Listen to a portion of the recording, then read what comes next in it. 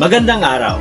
Ako si Brix Dilo Montas, 20 years old, isang IBM student ng Northern Bukidnon State College, at isang estudyante na may sariling diskarte sa paghawak ng pera. Sa video na ito, ibabahagi ko ang aking spending at savings habit upang makatulong sa iba na gustong pagandahin ang kanilang financial management. Bilang estudyante, ang aking pangunahing pinagmulan ng pera ay aking allowance mula sa aking mga magulang.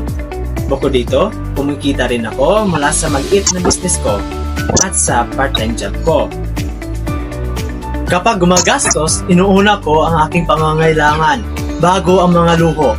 Para mas madali, hinahati ko ang aking gastusin sa dalawang kategorya. Una, needs. Kasama rito ang pagkain, pamasahe, school supplies at iba pang mahalagang gastusin.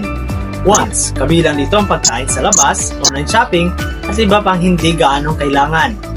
Gumagamit ako ng budget app para masubaybayan ang aking gastusin at tiyak na hindi ako lalagpas o lumalagpas sa tinakdang budget. Sada ako ng savings habits. Para sa pag-impok, gumagamit ako ng dalawang paraan. Save first, spend later. Bago man gumagastos, inilalagay ko agad ang isang bahagi ng aking allowance sa savings. Halimbawa, kung may 500 pesos akong allowance, iniipon ko agad ang 200 bago gamitin ang natitira. Pangalawa, spend then save. Kapag may natira sa budget sa pagtatapos ng linggo, inilalagay ko ito sa aking savings jar o bank account. Kahit maliit ang ipon, bawat araw lumalaki ito paglipas ng panahon.